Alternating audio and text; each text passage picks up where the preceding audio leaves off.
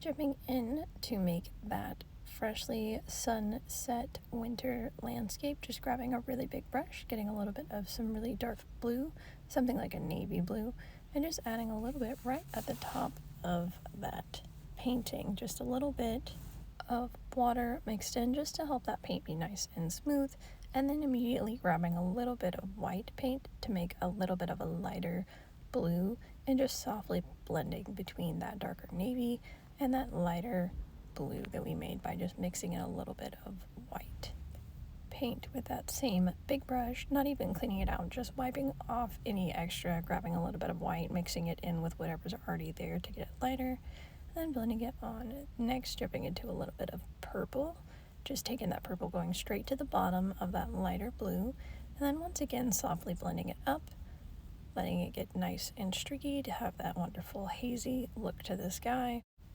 And of course, adding water as needed. Then after that purple, we're going to just jump straight into some hot pink. Once again, not cleaning the brush out, using the same big one, wiping it off, getting that pink, maybe a little bit of water, and just spreading that on right at the bottom of that purple.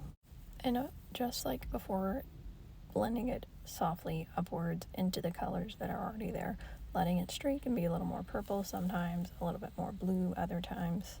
Don't overthink it, just let it happen. Then just jumping right into a little bit of yellow at the very bottom edge of that pink.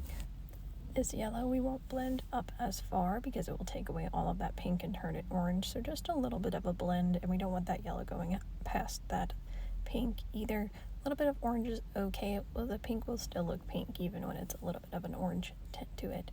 And then immediately jumping into the snow area right in the very middle of the painting, doing a little bit of a gradient from our light color in the middle to our dark color at the bottom, exactly mirrored from the top, and then immediately jumping into a little bit of white to soften up that tone, keeping it really light on the edges by focusing the white out there, and then just barely pushing into the middle to lighten that up. We want it a little bit darker in the middle, a little bit lighter on the edges, and nice and streaky all throughout the bottom of that ground. And of course, if you've lost a little bit of color, you can always jump back and throw that in there.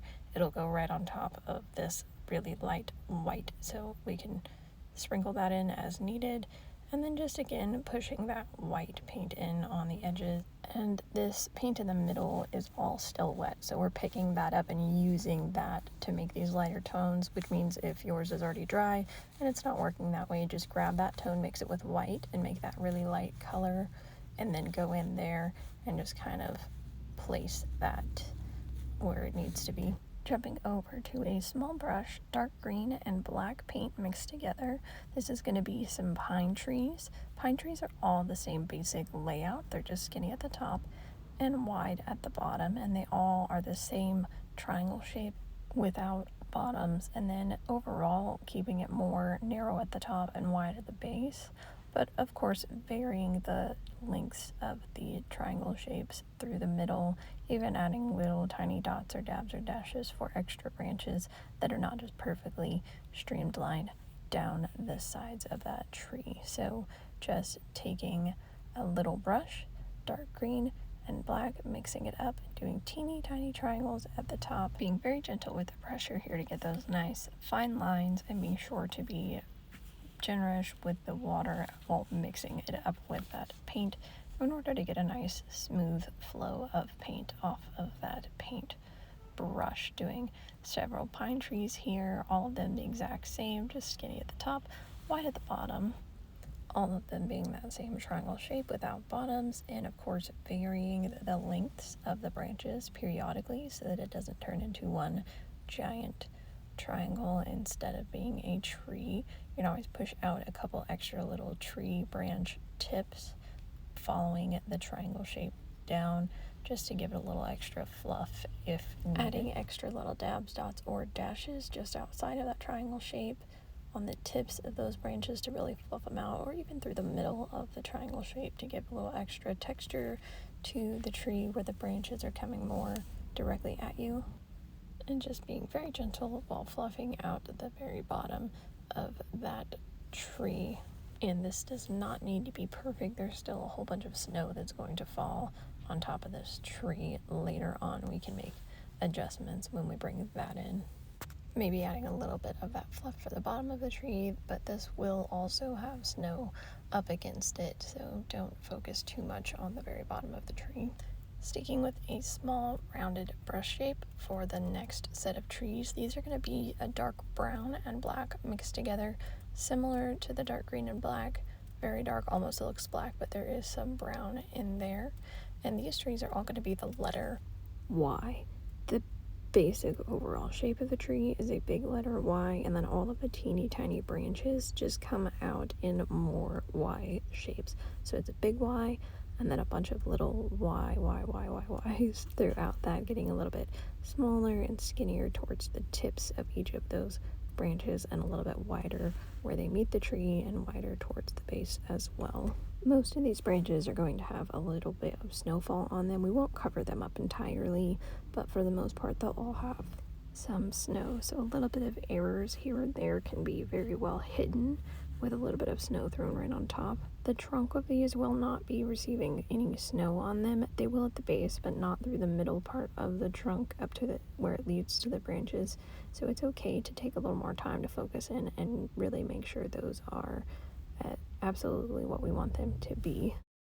This again is just a rounded brush shape that's pretty small with brown and black mixed together, twirling up that brush with a little bit of water mixed in with that paint to get everything nice and tight, and just using a very gentle touch to do all of these teeny tiny branches on those trees. They are all the letter Y, and then just spreading out as many letter Y's onto the smallest of branches as much as we would like there to be.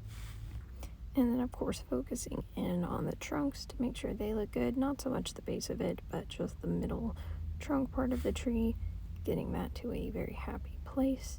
And remembering that a lot of these smaller branches up at the top of the tree are going to have snowfall all over them, so it is okay. They're not exactly what we want them to be starting out.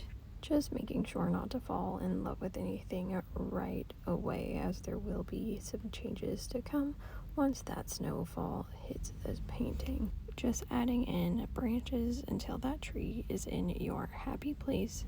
And remember, you are doing a great job. I'm very proud of you. Your trees are looking fantastic. And then maybe adding an old rickety fence in here next, just using the exact same color of the brown and black together with that same small rounded brush shape, and of course some water to help that paint flow.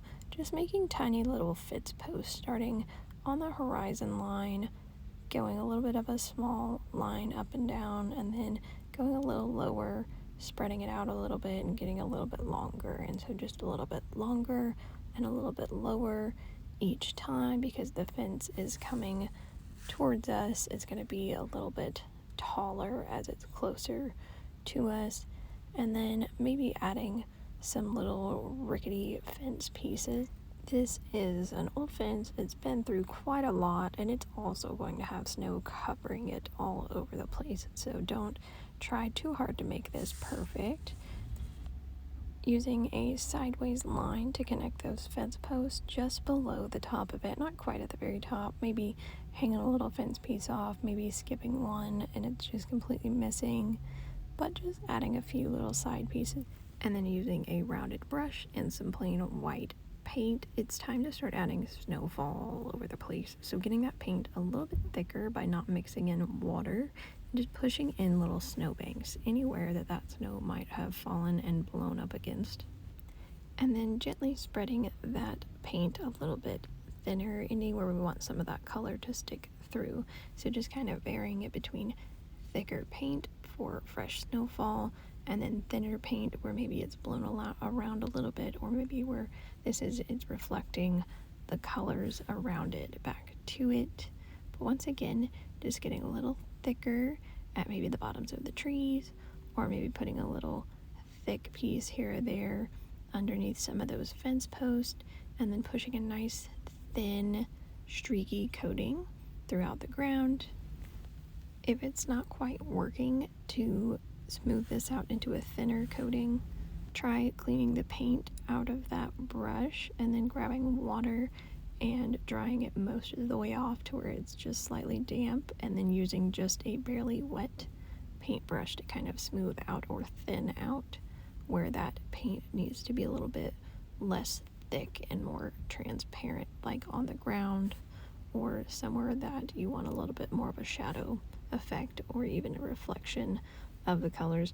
Anywhere we've already put the color there basically and your white's gotten too thick, you're kind of toning that down by thinning it out or rubbing it off with a little bit of water on the brush. And then of course adding that thick white texture anywhere you want that snow to have fallen against. Now here on the fence, just dabbing on tiny little globs of white paint, nothing too precise, not covering up the entire fence, just adding little bitty lumps or chunks here or there so that it looks like snow is kind of falling off, or it has collected in varying amounts. And then it's the same exact thing on those little trees that we made. So of course, if you have an ugly branch, now is the opportunity. Grab some of that white, chunk it right onto that little branch, and no one will ever know what was there before you did that. And we're not covering everything up. We still want to be able to tell that there is a tree underneath that snow. So just lightly dabbing on little chunks or globs or lumps of paint.